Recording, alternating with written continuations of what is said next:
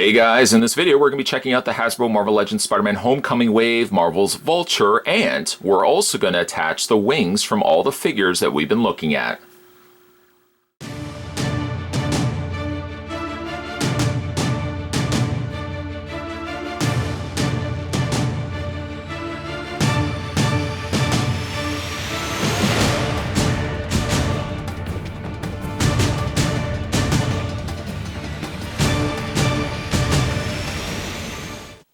So let's first have a look at the things that he actually does come with, and then we'll add the wings to finish off everything nice and pretty.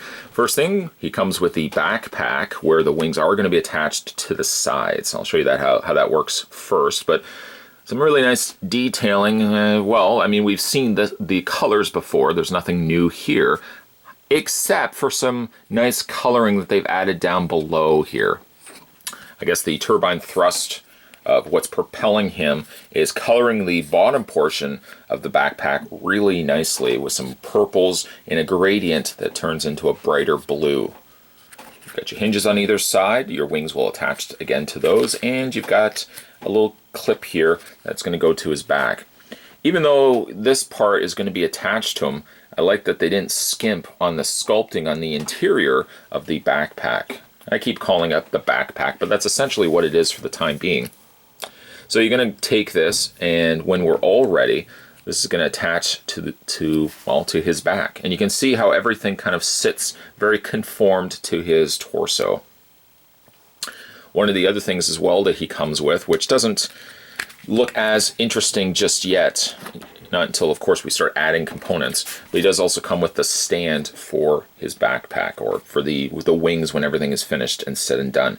There are offsetting slots on the bottom and on the top.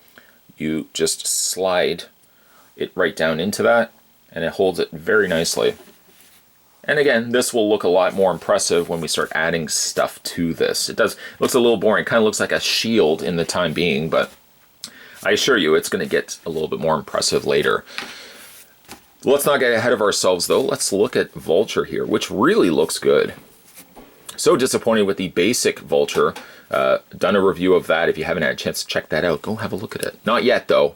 Watch this video first. But yeah, the basic Vulture had all the necessary details to him, but unfortunately was just so plagued with lack of posability. And I know exactly what Hasbro was planning on doing.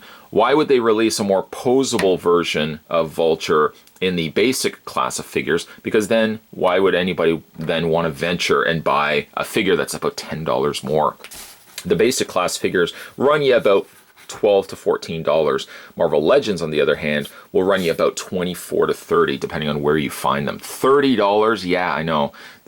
At some places I've actually seen Marvel Legends here in Canada for about $30. So, like, let's look through, not look through, but let's look at the aspects here of Vulture. And I think Vulture really looks decent.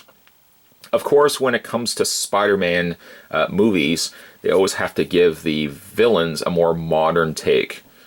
Some villains a little bit more successful, like Doc Ock. Some villains not so successful, like Green Goblin. I think that they still have yet to come up with a good Green Goblin design over the course of all those movies. The first one was pretty good, actually, if you can overlook the fact that he looked like a Power Ranger. So Vulture here doesn't have... He's not like this bald guy with a furry collar. Well, he does have a furry collar and a green outfit. Instead, what he does get is like an aviator style of jacket that he looks more like a pilot with wings. And I actually dig the look. So he's got like a furry rimmed top portion of his aviator jacket. You can see where the harness would attach to him holding his wings. And one of the notable details of him being Vulture is the fact he's got the little Talon Feet, which show very nicely here. The coloring all on him is very, very rooted in brown tones. Like even the greens have a more military coloring to it. Nothing really is vibrant on Vulture, which I think is perfectly fine for, again, the context of what the character has to appear as. Let's bring the camera up and we'll look at his face. If you can call it a face, because you don't really get an unmasked. That would be cool if you could have gotten like an unhelmeted version showcasing Michael Keaton. Sadly, though, you only get a helmeted version here of Vulture. And I feel like this wants to kind of slide up. Unfortunately, it doesn't though, but you can see his little I guess those are X-ray vision goggles or night vision goggles underneath. He has his air supply. Again, really nicely detailed. For some reason, it kind of reminds me of the outfit, at least. It kind of reminds me of General Hawk from the original G.I. Joe. I know that's a weird comparison. But all around, a good-looking figure. I guess we can kind of go through his posability right now, and then we'll kind of add his wings and everything else to it. Does have a ball joint in the head. You can rotate the head all the way around. A hinge back and forth. So much so that you can actually hinge the head upward if you want to have him in a cool flying pose. Shoulders hinge out, as well as a full rotation all the way around. He has a swiveling in the bicep section, as well as a double hinge in the elbow. A rotation in the wrist, hinge back and forth. He has an upper torso crunch, which really is clickety on Vulture here, as well as a waist swivel. He has a forward and back motion, and out on the legs, a swivel cut on the top portion of his thigh, double hinge on your knee, as well as an adequate ankle pivot and a hinge back and forth on his talon claws. He's got peg holes on the undersides of his feet, but it doesn't come with a display stand. But I guess you could make use of a display stand. Maybe not, because I don't know, this sticks out quite a bit. Probably won't clear pegging into a stand. Maybe it will, I don't know. But he stands perfectly fine on his own. It's not like he necessarily needs a display stand. So there's Vulture in a nutshell. Thanks for watching. No, I won't wrap up the video there. Obviously, we want to look at the wings too. So we're going to move him over to the side. Of course, you've got the spine start, and then we're just going to tack everything else to it. So why don't we start first with taking the wings, and what you want to do, swing it around like so. All the green basically will line up with itself, or somewhat. So you want to take these sections right here, and they've done it in such a way that you can't peg it in wrong. So like it has to go right down there, because if it went, well, it can't go here because it butts up against everything, and you obviously can't put it here because the wings would be too high. So you just snap those into place like so. Go ahead and take the other wing and snap that into place as well, like that. Then you can take these VTOLs, little fans here, and those, just hinge this forward, making sure, again, you got the right side going, like that. These will snap into the top, and these will sit again very nicely into the wings. Do it with the other side, and then we're done. That's all that's required. Snap this into place, and then again, that sits in the little recessed area of the wing. And there you go. That is Vulture's wings. I mean, look how big these wings are by contrast to Vulture. At least you get your money's worth when it comes to these wings. I guess they could have come, like he could have been packaged on his own as a deluxe figure with the wings. But I guess it was clever that they did actually, they made it so that you couldn't really technically buy Vulture because he would only really have the backpack. If that didn't bother you and you didn't have the wings, you could have bought Vulture on its own. But I guess there was incentive to get all the other figures, because then you got the wings as opposed to build a figure. So still kind of on the fence. I do think it's clever that they made the add-ons for one of the figures as the build-a-figure components from basically all the other figures that we looked at. So what you can do is these can hinge down if you want. Again, these can hinge down if you want. And again, you can take the wings and slide them into the bay of the display stand. Now, the only downside, though, is the wings are very heavy, as you could probably imagine.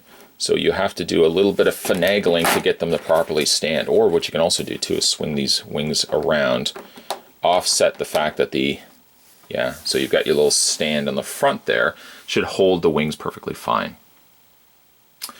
Let's pull that off. We'll move the display stand out of the way. Now let's look at the poseability on the wings, and then we'll attach this to Vulture. So like I said, you've got the hinges on the wings here, and again, these sections can hinge outward. Okay, so you've got poseability here, this hinges back and forth. We'll flip the wings around the other way so you can see. Hinges this way. This hinges up and down, so if you want to have the wings retracted, you could do that.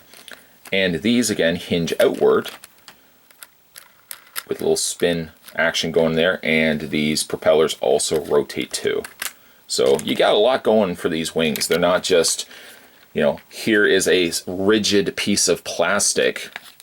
Good luck with trying to make this into looking like a wing. No, they did, I'll give it to their credit, they did sculpt these pretty neat, that they look like they've got a life of their own. They're not just like one big piece of plastic.